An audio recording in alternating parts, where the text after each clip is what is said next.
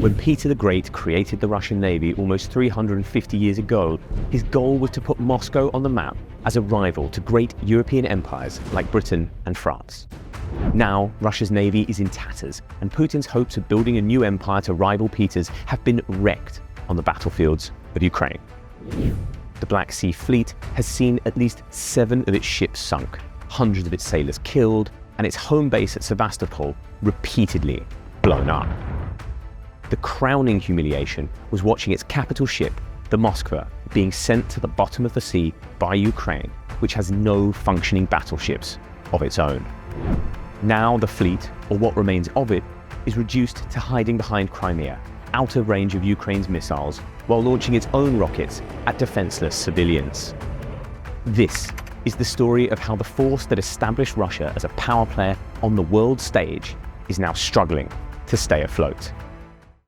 Hours after Putin declared war on Ukraine, Russia's navy swung into action, firing a salvo of missiles at air bases and radar stations as his tanks rolled in. An assault led by the Moskva captured the small but strategic Snake Island near Ukraine's Black Sea coast and shut down its lucrative sea trading routes. Another attack through the Sea of Azov saw thousands of troops land at the port of Berdyansk before striking out at Mariupol.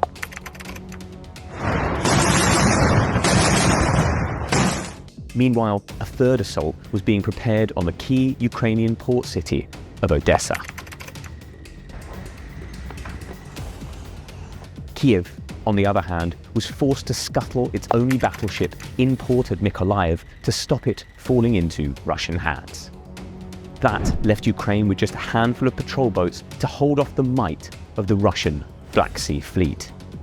But Russia's navy quickly ran into problems. The first came at Berdyansk, where Russian war propagandists inadvertently gave away the location of transport ships unloading troops and tanks for the attack on Mariupol. Footage of the ships in port was broadcast on state TV, and on March the 24th, just a few days later, Ukraine hit those same ships with a ballistic missile. Footage captured in the early hours showed one landing ship, the Saratov, burning and exploding as 2 others fled.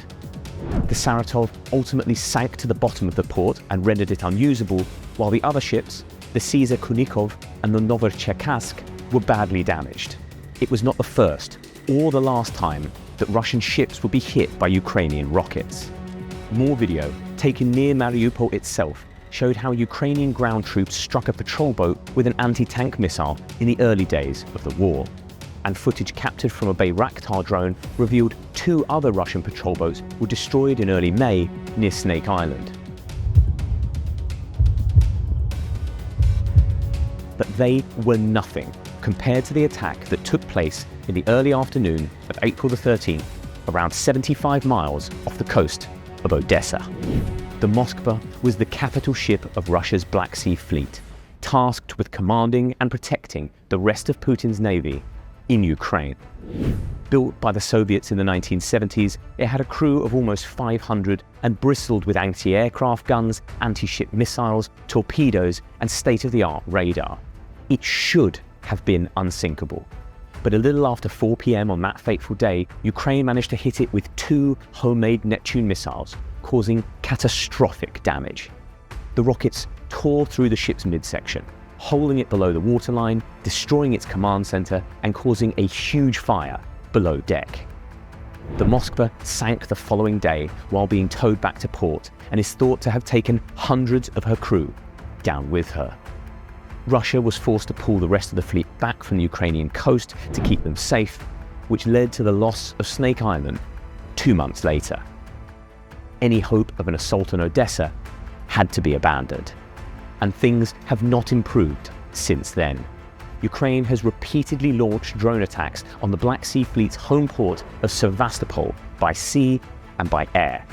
One raid in October last year, captured on stunning first-person video, is said to have damaged the Admiral Makarov, the ship which replaced the Moskva as head of the fleet. And another raid in April caused large explosions in the port. A second raid in late May saw 3 explosive-laden drones attack the Ivan Kurz warship in the Black Sea. Footage showed one drone being blown up, while another managed to slam into the side of the vessel, but is only thought to have caused minimal damage. Meanwhile, attacks with long-range aerial drones and missiles have blown up airfields and ammo dumps in Crimea and caused a huge fuel depot fire just a few weeks ago.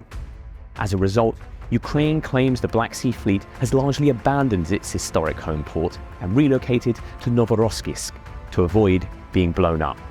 And its ships and submarines have resorted to hiding behind Crimea while launching missile attacks on Ukraine so they cannot be targeted.